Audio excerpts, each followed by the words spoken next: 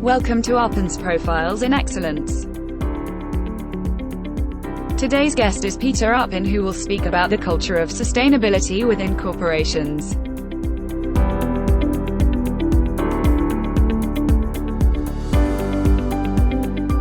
Hi, and welcome to Arpin International Group's Profiles in Excellence, where we showcase those who are making a difference in the world of business and the communities that they work in.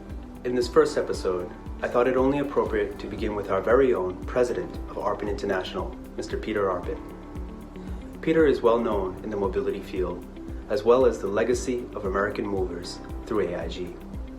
But Peter is also very well known in the sustainability field and environmental initiatives. Join me in this interview with Peter as we discover the importance of infusing sustainable practices within your organization and your global teams. Hello, everybody, and welcome to this segment with Arpin International on sustainability and the global mobility industry. It's a pleasure to be with you today and introduce the president of Arpin International, Peter Arpin, here today with us. Peter is has a lifelong commitment to sustainability through not only founding the Renewable Now, as well as international broadcasting, as well as investing in startups and new emerging companies that are investing heavily into sustainability and development. So, Peter, welcome to this session together. It's a pleasure to be speaking with you. Thank you so much, and thank you so much for having me here today. Absolutely. So, to begin with, Peter, one of the questions I'd like to ask you is from a global perspective, especially with Arpin, having offices across the world, not only just in the US, but the UK, Germany, Asia, and Singapore. From a global perspective, what are some characteristics and themes that companies can engender or develop in terms of sustainability?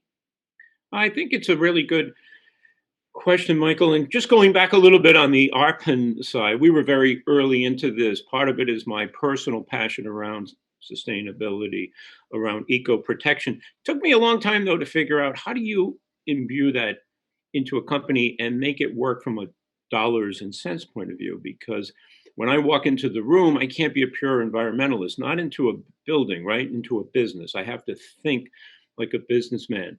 And so we started really very small in terms of, all right, sustainability, a lot of it rides on how much energy you use, natural resources, and then the waste you create. So we did an as is. Where are we at? And you might think transportation, global transportation, obviously we're heavy on emissions, we can be heavy on waste. So we just started, okay, here's the calculation. How do we change that picture?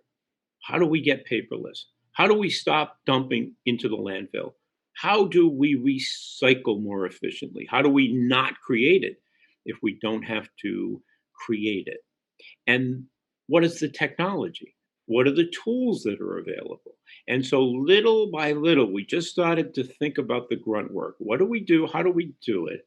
How do we deliver value to customers? How do we deliver great customer service? But how do we do it with less impact, to be more benign, to be more environmentally friendly? And that's... And I love the dynamic.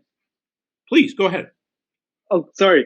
I was going to say, I love the dynamic that you put together in terms of a personal passion that you have, but also the business applications to it. And often that's quite a struggle in the sustainability world and renewable energy, and how to develop these programs into a business and to make it profitable and to make it sustainable. And that leads me to one of the questions I'd like to ask you is, quite often, individuals do view cost as the main investment or upfront investment to make their companies sustainable, to develop sustainability programs. Is that always the case, or are there benefits in actually going the extra mile and developing programs for sustainability?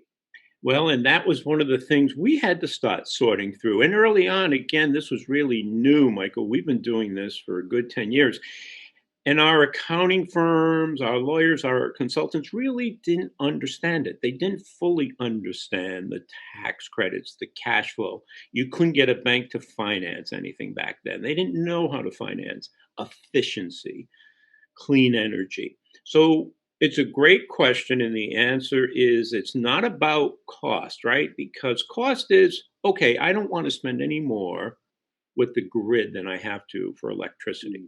But if I could make an investment and I could spend money and create that electricity internally, net meter, keep some of that money home, the return on investment starts to amplify quickly. So that was the thing as a businessman, not an environmentalist, not personal, but as a business, how do we make those investments and make them pay off? Well, the fact is we started to eradicate duplicity, paper, waste, tipping fees, payments to the grid, investments in renewables and clean energy. Some of the best returns we have seen domestically and internationally have come from those investments. And keep in mind, they all have an impact on our ability to deliver value. We cut our cost, we price more competitively. We cut our cost on a building, we increase the value of that asset. We take a driver who typically, to have power, had to idle his truck, or he had to get to a truck stop.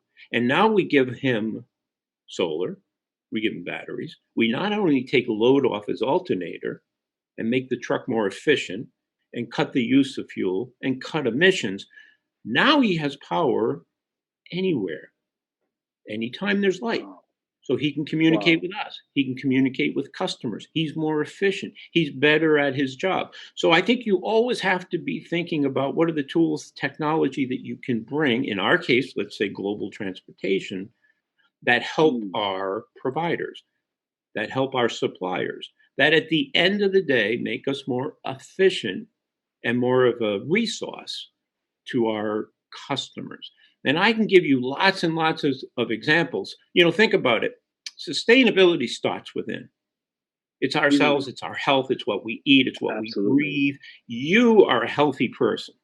Take good care of yourself. You walk into a dirty environment, it doesn't matter, right? Yeah. You're subject to the same environmental conditions.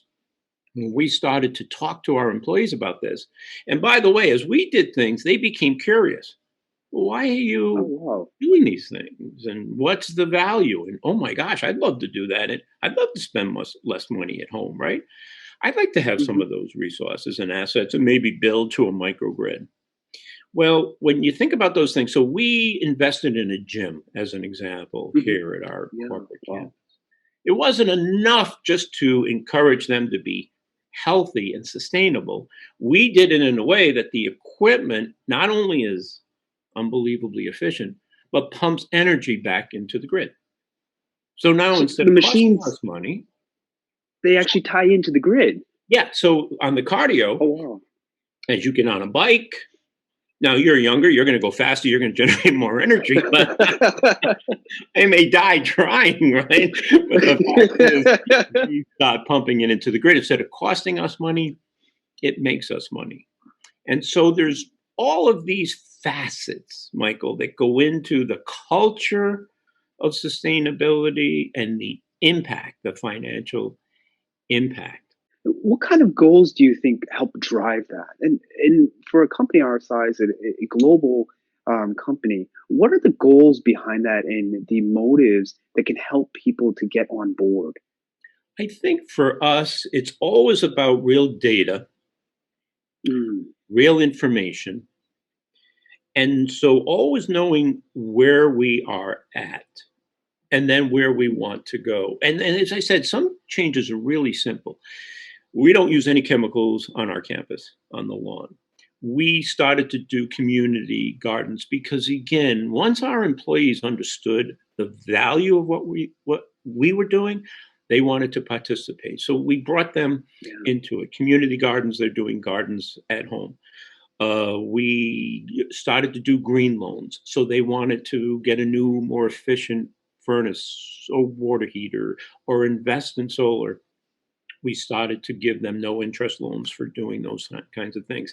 So it's always about understanding where you are. And as I said, those drivers to me are really about burning energy and creating waste and using natural resources. If you make progress, even tiny incremental progress in any of those areas, you're a winner, right? And the world's a winner. And we're always looking at, okay, so then where do we go from here? So as I'll give you an example, when we started to invest in solar, rooftop solar, and I thought, my God, that's great. Somebody said to me, listen, you have this roof, this asset. All it does right now is keep rain and snow out. What if it could generate electricity for you? What would the return look like? And we're like, wow, God, we love that. When we thought about that, then all of a sudden we started to become interested in energy storage and battery technology and becoming a microgrid. And so now and I do it at home, I can shut off from the grid, and I can shut off when there's peak demand, and I can be a real asset to the grid instead of a liability. And guess what? I pay a lot less money for that. So for us, it's how do we take the foundation that we built and make it better? How do we become a microgrid and not just a user of renewables? How do we do a lot more rooftop? How do we get our suppliers and vendors to do a lot more rooftop? Because in almost every state, at least in the United States, and certainly most of the continents and countries in the world, we haven't talked about it, but there's generally some government incentives, some tax incentives, right? Again, from a business perspective, how do you meld together those incentives with investment, with debt, with equity, and make it have a material return and shareholder value? And so for us, our goals are always very, very pragmatic, very incremental improvements in fleet management, in waste reduction, in buying smarter, so we don't have to recycle, to having redundancy in systems, to streamlining, to saving money, to being ultimately more efficient.